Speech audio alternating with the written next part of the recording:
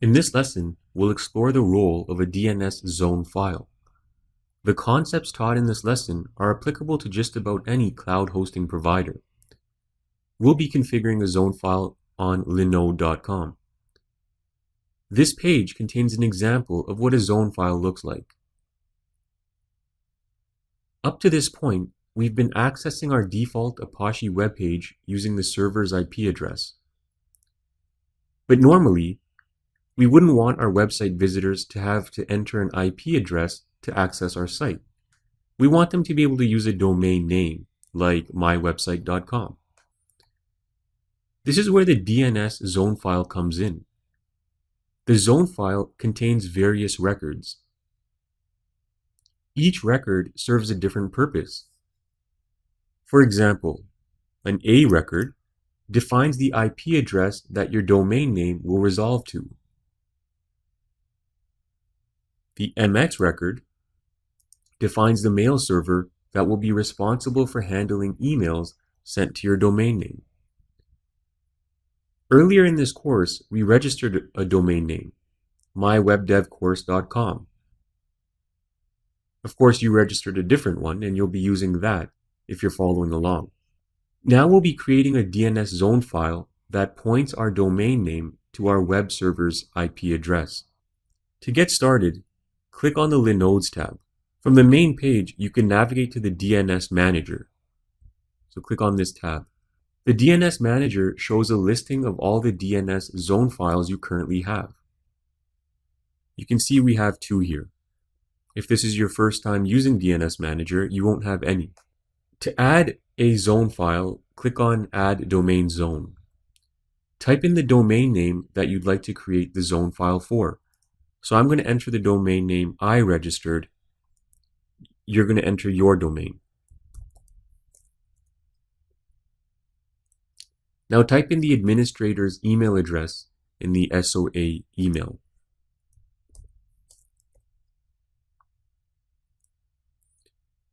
Next, select the server you want to apply the zone file to.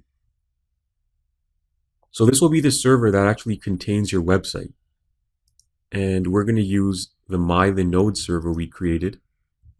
We also have the option of Linode inserting a few commonly used records for us. Make sure you leave this option selected as yes, so it saves us time from having to add them manually. We can always just remove the ones we don't need. Now go ahead and click Add a Master Zone.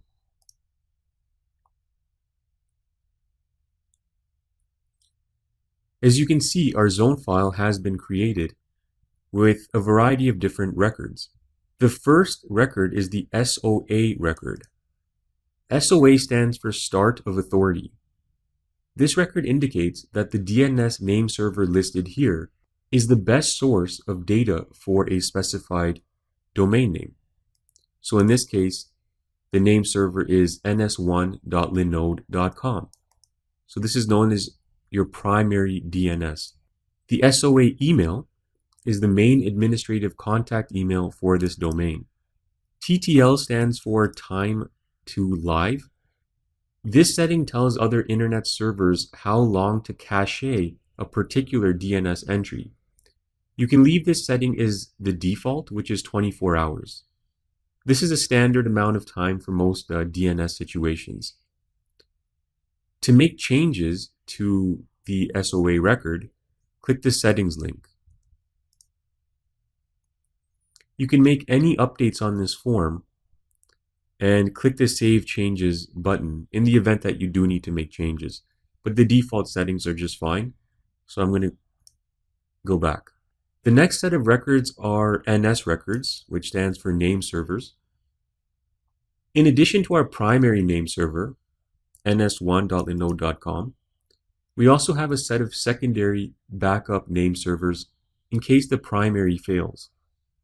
This ensures your domain name remains functional and your emails are still processed if 1 or even 2 name servers fail, although the probability of that is highly unlikely. The amount of backup name servers will depend on the hosting provider. Some will have 2 or 3, and in this case, we have 5.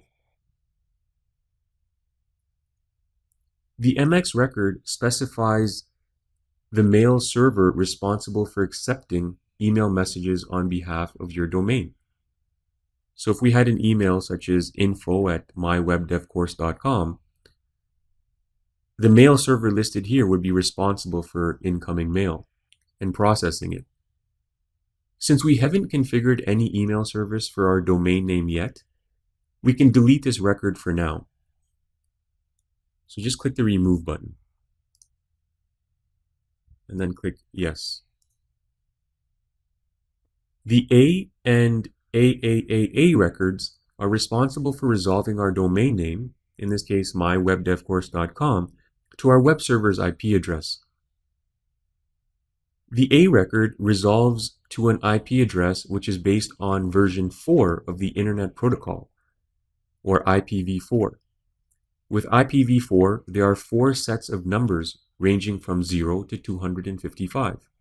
So in our case, 45, 79, 136, and 70. That is the IPv4 address for our web server. IPv4 addresses can accommodate a maximum of about 4 billion unique addresses. Now this has posed an issue because it's not enough for every device on Earth to have its own unique address. So for this reason, we have the AAAA records, which resolve to the new version, which is IPv6.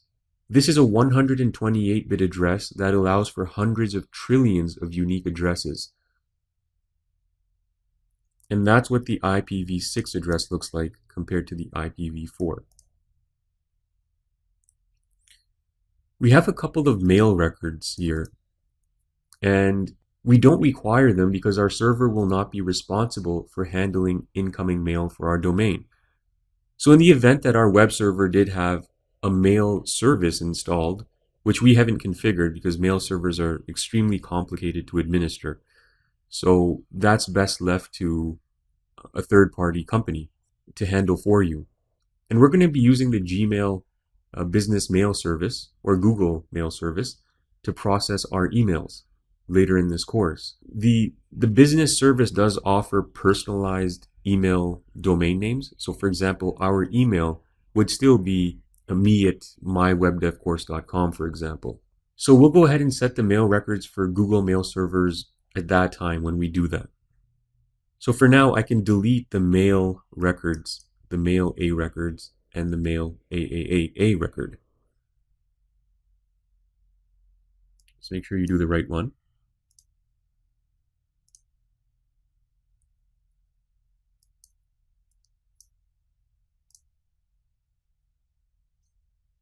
Another important point to mention is the host name. The reason we have a blank host name and a www host name is because people can access our webpage using only our domain name, for example, mywebdevcourse.com, or using www.mywebdevcourse.com. So by creating a record for each form of these addresses, we ensure that both domain name variations resolve to the correct IP. To make changes to any of these records, just click the edit button. And here we can make changes and just press save changes in the event that you do make them. I'll hit back. Next, we have our CNAME record. CNAME records are used for subdomains. A subdomain is appended to the beginning of your normal domain name. So for example, blog.mywebdevcourse.com or support.mywebdevcourse.com. For these subdomains to point to your website, you need to add them as CNAME records. So say we wanted to add a CNAME record for blog.mywebdevcourse.com. Just click add new CNAME record. The host name would be blog, and it would alias to mywebdevcourse.com, and just click save changes. And then we have our new CNAME record created. A TXT record can contain any arbitrary text data, up to 1024 characters in length. TXT records are typically used for verification. For example, if you set up a business email with Google Apps, Google will need to verify you own your domain name. Now, in this case, mywebdevcourse.com. So to do this, they'll request you create a text record with an assigned string of characters, and that way they know you own the domain name. SRV records are beyond the scope of this course, so there's no need to make any amendments there.